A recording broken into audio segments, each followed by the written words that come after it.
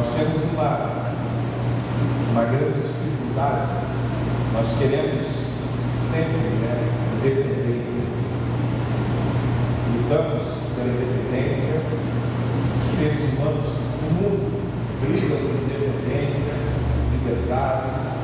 E nós, pessoalmente, interiormente também, travamos essa luta por independência. Nós queremos ser independentes.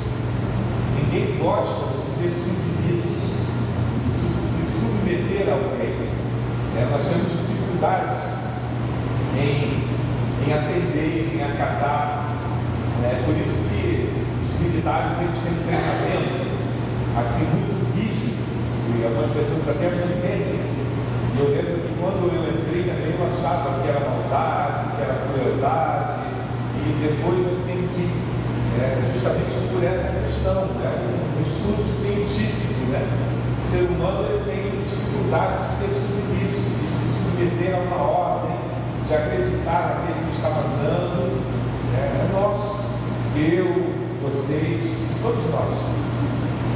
E por isso nós temos esse treinamento tão intensivo, tão rígido, porque na guerra não há tempo para se discutir.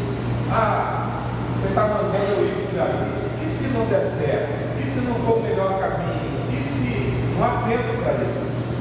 Então o militar ele tem que estar com a mente pronta para ouvir e obedecer, não pensar muito. A gente sempre fala, só não se obedece a ordem absurda, tipo, suba naquele prédio lá e se joga. Só ordem desse tipo que não se obedece. O restante se obedece sem pensar, porque quem deu a ordem é responsável. Eu lembro que uma vez a gente estava naquela operação do Alemão, 2011, quando meu batalhão foi acionado, foi inclusive no dia do meu aniversário, dia 28 de novembro, a gente estava no sítio lá em Bangu, a minha companhia, a gente sempre faz, no final de ano, aquela confraternização no final de ano, e a gente estava nesse dia, era um sábado, num sítio corrido, com piscina, todo mundo, as famílias. E quando foi ali por volta das 3 da tarde, meu telefone tocou, era o nosso comandante do batalhão. E ele falou, olha, cadê o capitão fulano, que era o comandante da companhia? Ele está por aqui.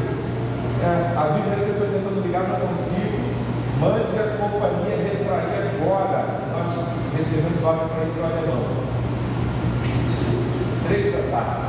Saiu todo mundo dali, pagou a festa, acabou o churrasco, os refrigerantes, guardamos tudo lá, partimos do batalhão, de bermuda mesmo, chinelo, onde ele estava, nos preparamos, nos aprontamos e partimos para o Alemão. Eu lembro que nós chegamos lá por volta das 6 da tarde.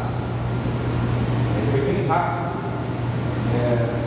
Até porque eu servi na Brigada Paraquedista com a M de pronto emprego, então a gente já tem tudo pronto para qualquer urgência. E quando nós chegamos lá, a coisa foi assim muito repentina, porque os acontecimentos foram surgindo. A ordem surgiu assim, de repente, até porque o governador da época não queria, ficou até o final dos últimos minutos lá brigando para não ter, e quando estava aquela queima de ônibus, aquela bagunça que estava acontecendo, e quando aconteceu, nós partimos com o que a gente tinha ali.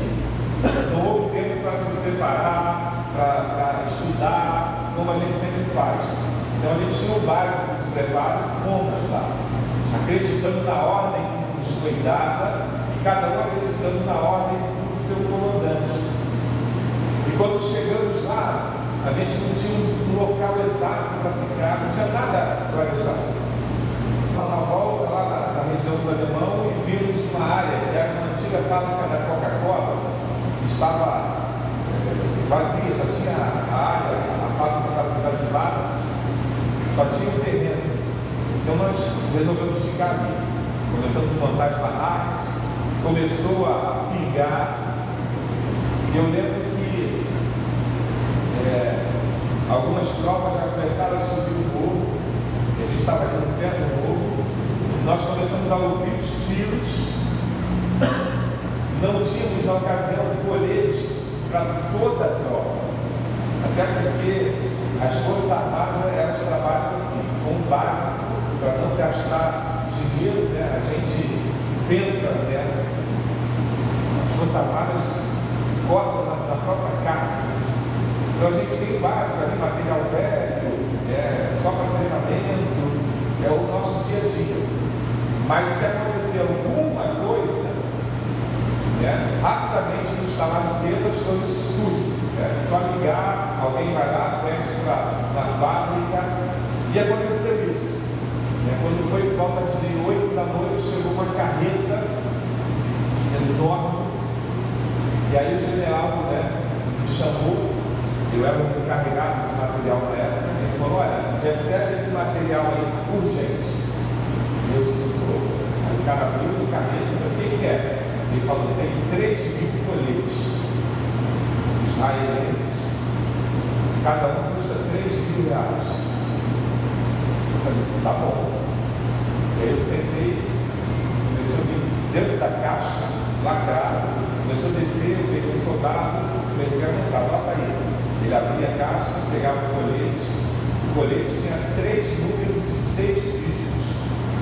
Tinha o número do colete e tinha uma placa, O colete tinha uma placa na frente e uma placa atrás, que é o que protege.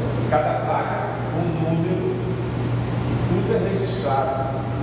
E eu comecei a notar 6 dígitos de número da placa, da outra placa, que eu estava lá. E aí o general veio: o que você está fazendo? Eu falei: eu estou recebendo os coletes. Não é para conferir, não. Pega e já distribui, o pessoal vai tomando tiro nesse lugar. Eu falei: sim, senhor. Peguei e comecei. O comandante do pelotão: quantos tem aí? 30. Segundo pelotão: quantos tem aí? 40. Fiz assim, distribuí os coletes. Até então, tudo bem. 6 meses depois, quando a missão acabou, eu fui recolher os coletes. Faltavam cerca de 30 e poucos coletes. Subiram. E quem era o responsável pelos coletes? Quem tinha recebido os coletes? Eu comecei a fazer as contas. 3.000 vezes 30.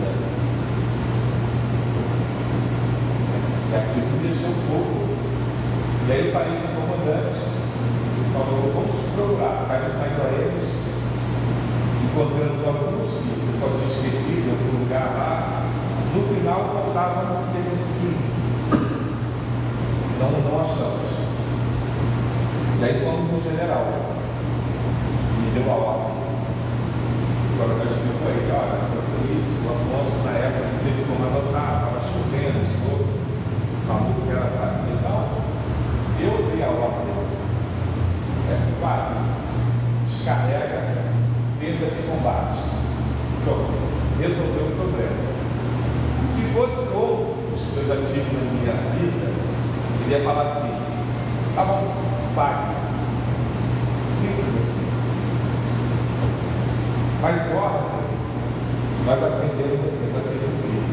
Às vezes, nós sofremos isso. Alguém, numa situação dessa, fala: não foi bem assim que eu falei. Foi bem assim, eu já vi isso.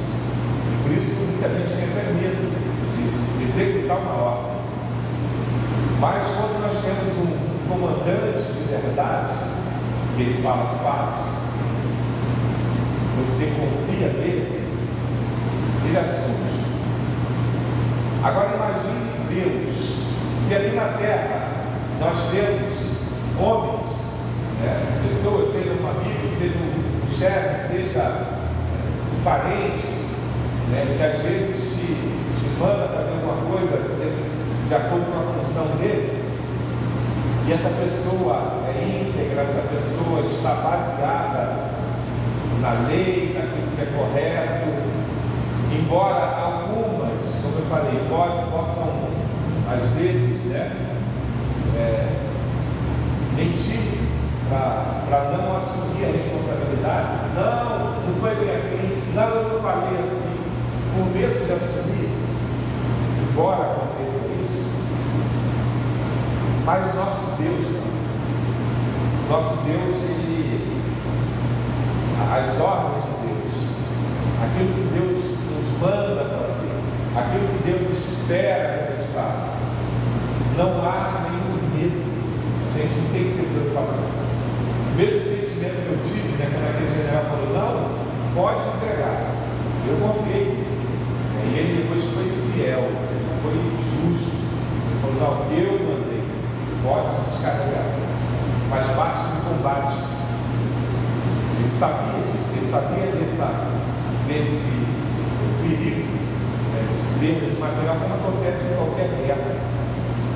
O problema é que nós, às vezes, temos dificuldade de obedecer, às vezes por medo, às vezes simplesmente pelo sentimento de ser independente.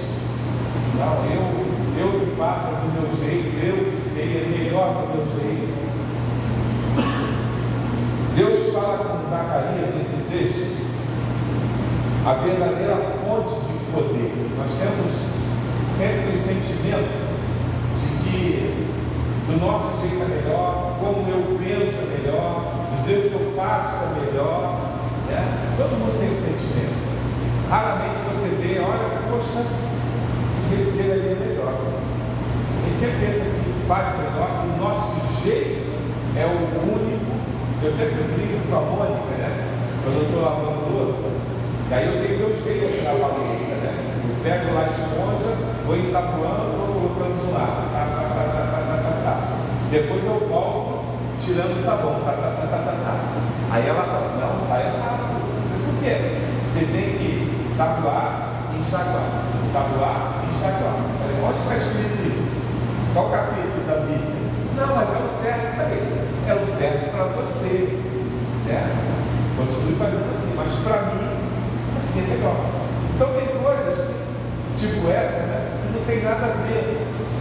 A pessoa aprendeu com a mãe, com a avó, então ela acha que aquilo ali é o supra-sumo. É igual na igreja. A gente está na igreja, às vezes, há muitos anos, e a gente aprendeu certas coisas que não tem nada na Bíblia, são coisas corriqueiras, E a gente acaba achando que aquilo ali é o ponto nevrálgico da coisa, aquilo ali que é o importante, quando não é. O importante que não muda e que é o correto não está na Bíblia. A gente já falou aqui, aqui já teve tempo que mulher é de um lado, homem de outro. Alguém ensinou isso. Não veio da cabeça do nada. Alguém, provavelmente um pastor falou. Mas, imagina se a gente tem isso. Não, foi falar, o pastor disse que era assim. Mas está na Bíblia? Não. É pecado? Não, não é pecado. Não tem problema nenhum. Só que é viável. Pelo menos hoje, não sei na ocasião, não sei o que estava acontecendo, mas tem coisas desse tipo que a gente tem que refletir. Se não está na Bíblia, tem um jargão em mundo, Se vale o que está escrito, Para a gente também, vale o que está escrito. Se está na Bíblia, tem que fazer. Não tem tempo, não tem que era assim, não. Está na Bíblia, vai ser sempre assim. Mas existem coisas que são pensamentos de pessoas, não está claramente na Bíblia. E Deus fala com Zacarias sobre essa questão que o povo estava esquecendo. A fonte de poder, a fonte de fazer, era ele. Não era a capacidade do homem, não era porque o homem era formado, não era porque ele já tinha experiência. Não, é o Espírito de Deus. Deus, ele usa quem ele quer. Às vezes a gente se acha, poxa, eu já tenho tantos anos, chegou essa pessoa agora na igreja. Deus usa quem ele quer. Não tem tempo para Deus. O Espírito Santo, ele age na vida do ser humano e não há necessidade de tempo. Ele capacita em instantes. A gente lembra de Ezequiel, uma outra experiência, né? No vale dos ossos secos, Deus também mostrando, é Ele quem levanta, é Ele quem faz. O que nós temos que pensar e que não convém a nós como crentes, diante desse ensinamento que Deus dá a Zacarias, né? Não por força nem por violência. O que não convém para o povo de Deus diante disso? Primeira coisa, não convém a nós confiar em exército. Estou falando de forças armadas, mas de poder. Às vezes a gente tem um exército, quando a Bíblia fala de exército, né? Força, poder. Às vezes você se garante um exército. Quem? A sua família. A minha família me protege, a minha família é grande, minha família é o seu exército. Não convém a nós termos esse tipo de pensamento. Juízes capítulo 7 nos mostra uma experiência de Gideão, que todo mundo conhece, né? Que ele estava lá com um exército e Deus foi tirando cada vez mais para mostrar a ele que Deus não depende de exército, de quantidade. É um grande erro das igrejas, quando eu falo das igrejas, todas as igrejas, a gente às vezes achar que nós temos poder porque temos a maioria das pessoas ao nosso favor, a maioria como amigos, a maioria que gostam de você, e às vezes você se acha poderoso por isso. Não, todo mundo gosta de mim, todo mundo concorda comigo. Se eu falar alguma coisa numa assembleia, se eu der uma proposta, todo mundo vai. É um grande erro você pensar assim. Você está dizendo, né, com esse pensamento, dizendo para Deus que a sua força vem de você, da sua capacidade, do seu exército. Quando na verdade nós temos que confiar em Deus. Nós lembramos também de um episódio famoso, Davi e Golias, né, que estava lá Golias afrontando todo o exército. O exército do povo de Deus estava sendo afrontado, estava sendo covarde. E Davi chega lá como um garoto desacreditado, desconhecido, e muda a história. Outro exemplo do que Deus pode fazer. Romanos capítulo 8, Paulo diz: se Deus é por nós, quem será contra nós? A nossa força, a nossa garantia deve ser essa. Se Deus é por nós, quem será contra nós? Quem não lembra aí do tempo de garoto de escola?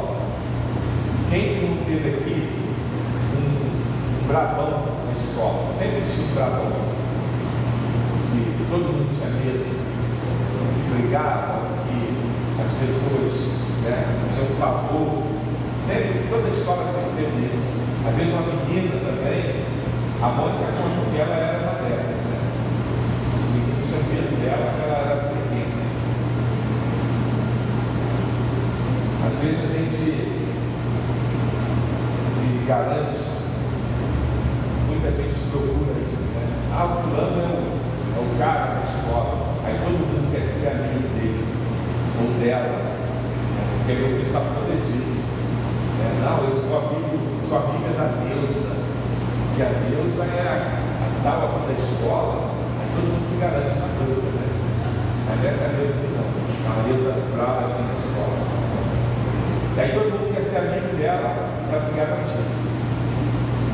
Nós, como cristãos, não podemos ter esse tipo de pensamento na vida, querer se garantir em pessoas.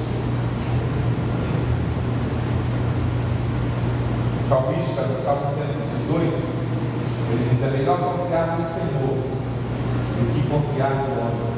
É melhor confiar no Senhor do que confiar nos príncipes.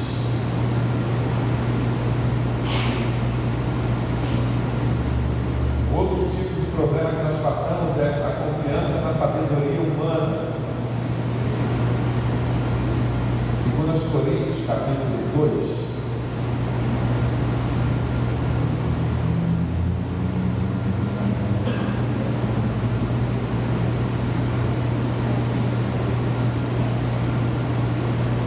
Porque decidi por mim mesmo o seguinte: não vou dar a me encontrar com vocês em tristeza, porque se eu entristeço vocês, quem me alegrará, senão aquele a quem tenho entristecido? Escrevi isso para que, quando eu for, não seja entristecido por aqueles que deveriam me alegrar, confiando em todos vocês, e que a minha alegria é também a alegria de vocês. Porque lhes escrevi no meio de muitos sofrimentos e angústias do coração, com muitas lágrimas, para que vocês não ficassem tristes, mas para que soubessem do amor que tenho por vocês.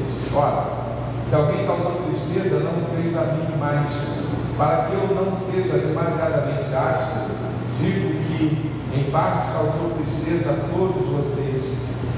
Basta-lhe a punição imposta pela maioria. De modo que agora, pelo contrário, vocês devem perdoar e consolar para que esse indivíduo não seja consumido por excessiva tristeza. Por isso peço que vocês confiem no amor de vocês para com ele. E por isso também que eu lhe escrevi, para ter provas de que em tudo vocês são obedientes. A quem vocês perdoam alguma coisa, eu também perdoo, pois o que perdoei, se é que perdoei alguma coisa, eu o fiz por causa de vocês na presença de Cristo, para que Satanás não alcance vantagem sobre nós, pois não ignoramos quais são as intenções dele. Paulo ele fala da obediência do povo, a quem ele tinha dado ordens, sobre perdão.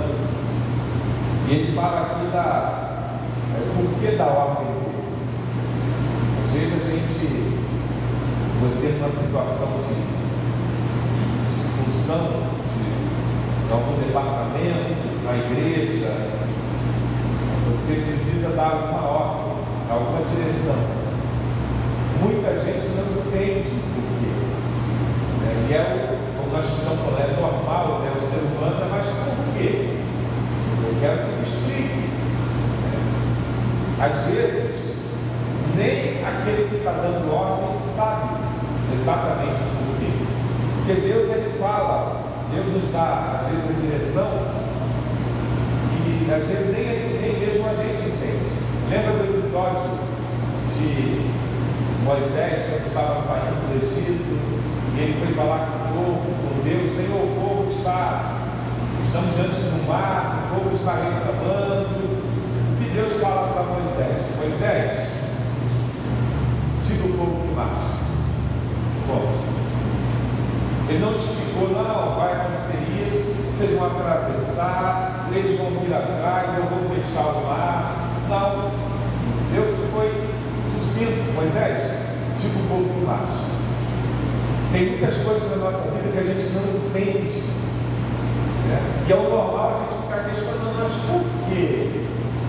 O que eu fiz? A Bíblia diz que há coisas que pertencem a Deus. E aí a gente vai questionar, e eu entendo, né, que é para o nosso bem, é para a gente crescer na fé em Deus, na confiança em Deus. Quando a gente entende, não é fé, não é confiança, é razão. Quando você sabe exatamente, vai para mim, vai acontecer isso, é razão. Você tomou razão, dá certo, vai ficar legal. Agora, quando a gente não entende, aí é fé, é confiança. Não, o general está mandando, eu vou fazer isso aqui. Eu confio nele. Graças a Deus, certo, poderia dar errado. Eu Eu poderia discrepar sim, mas com Deus não. Com Deus jamais. A Bíblia diz, Romanos 8:28, todas as coisas são para o bem daqueles que amam a Deus.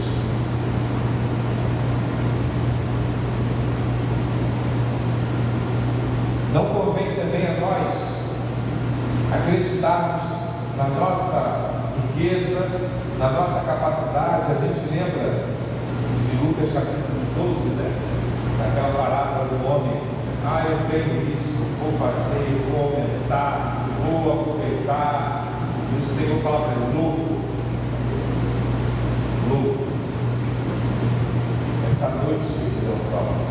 Tens preparado o que você está gastando tempo, o que você está aí se consumindo. Para quê? Nós falamos aqui há pouco, né, da tristeza daquele rapaz de 15 anos. Eu falei ontem para todos que estavam aqui, é o momento da gente refletir. Para a morte não há idade, há tempo. Chegou o tempo dele, de 15 anos. Qual o seu tempo? O que tem te tirado do seu sono? O que tem te aborrecido? O que tem feito você desanimar na obra de Deus? O que tem feito você brigar? O que tem feito você perder amizades? O que tem feito você ficar doente? É porque o meu vizinho, meu bravo, ele falou comigo, é porque o meu patrão, é porque o pastor, é porque o irmão. Nós sempre temos um motivo para termos esses problemas, que são as batalhas.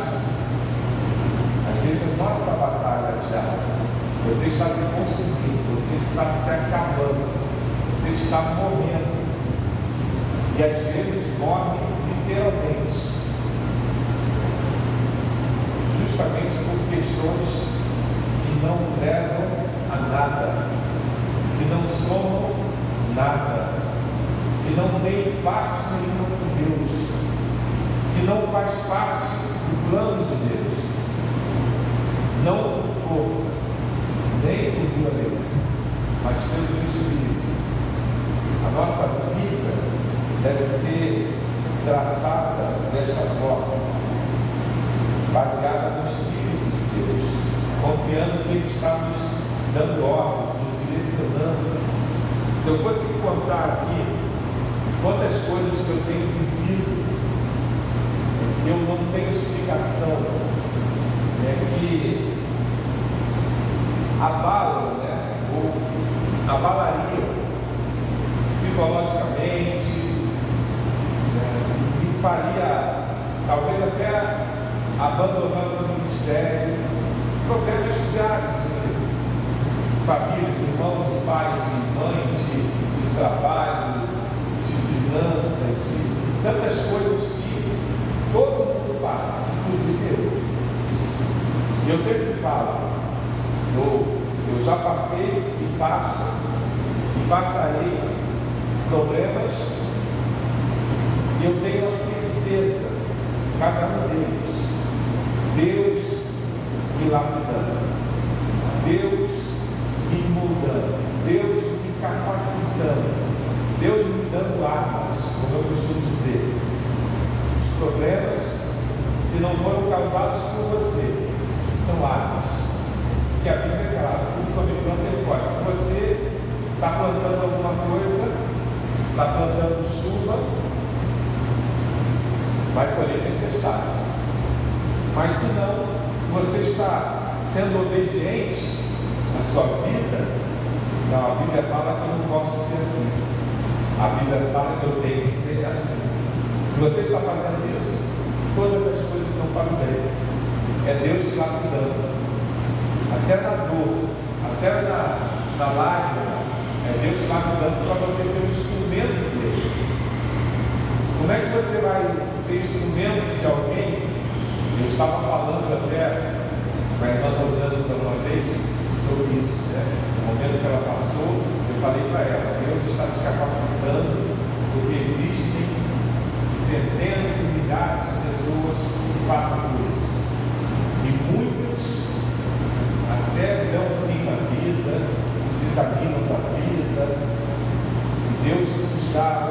oportunidade de passarmos por isso, para a gente ser o instrumento dele. Eu lembro que aqui, só que na igreja, eu já falei com umas 3 pessoas, e dei o exemplo da irmã Rosângela, pessoas que passaram por isso. E eu falei, olha, a irmã já passou por isso, olha como é que ela está, contei um pouco da experiência dela, que a gente viu. Deus faz isso. Deus nos pega, às vezes a gente acha que é maldade, que Deus esqueceu, não. Você foi escolhido para ser um instrumento especial. Eu estava conversando, essa semana minha filha veio em casa e trouxe, pai, estou indo para aí, posso levar uma amiga para dar um churrasco? Claro, filha. E ela chegou lá com 10 amigas, 10 casais, amigas casadas, mas que bom, o pai fica feliz, né? Foi uma tarde alegre, as amigas dela no quartel, todos casados têm a parte do quartel, e eu fiquei observando elas conversando, né? Não, e você como é que estava? Não, eu fiz um curso de paraquedista, e você? Não, eu já fiz guerra na serra, você? Não, estou fazendo curso de educação física, e você? Não, estou fazendo curso de mergulho. Eu observando aquelas meninas e rapazes, foram formadas no mesmo lugar, na mesma data, né? Hoje são qualificados de forma diferente, cada uma tem uma qualificação diferente, porque o Exército precisa disso. Ele tem a formação básica, né, de combatente, depois ele forma especificamente para áreas específicas. Imagine, isso veio na minha cabeça lá na hora, se o Exército fale de homens que às vezes até envergonham, né, como temos passado, tem esse pensamento, vê essa necessidade. Imagine Deus. Nós achamos que somos todos iguais, né? Todo Deus trata todo mundo igual, todo mundo faz igual. Não, o amor de Deus é igual, sim, mas nós somos pessoas individuais. Deus trata com você individualmente. Deus te capacita diferente do outro, porque o exército de Deus é muito maior. Ele precisa de pessoas específicas, pessoas com uma formação específica. Por isso passamos às vezes momentos que doem. Eu lembro que o curso de paraquedista machuca a alma, mas quando a gente vê, né, quem está formado, feliz, radiante, orgulhoso, sou paraquedista, assim somos nós. Coisa boa, coisa gostosa é quando você se sente usado por Deus, quando Deus coloca uma pessoa na sua frente e ela fala, poxa, eu estou passando por isso, e você lembra que você passou por aquilo, você percebe que Deus te capacitou para isso. Não há preço que pague. Como é bom. Por isso, qual a sua obra? Se você está enfrentando alguma luta, não se abata. Lembre-se disso. Deus está te capacitando, Deus te escolheu. Para fazer o curso é uma escolha, olha, daquela pente fino no que ele está fazendo o curso. Imagine para Deus, você foi escolhido a dedo, Deus te formou para isso. A Bíblia fala que antes da gente nascer, a nossa vida já estava pronta. Deus te colocou aqui já com o seu repertório pronto. Mas trata a batalha certa, a batalha espiritual, a batalha de Deus. Deixa as batalhas do mundo, as batalhas que o inimigo apresenta a cada dia, deixa de lado. Aquele que quer brigar, aquele vizinho que a gente quer discutir, aquele problema, às vezes até financeiro, aquele problema até de saúde. Se Deus é por nós, quem será contra nós? Vamos orar.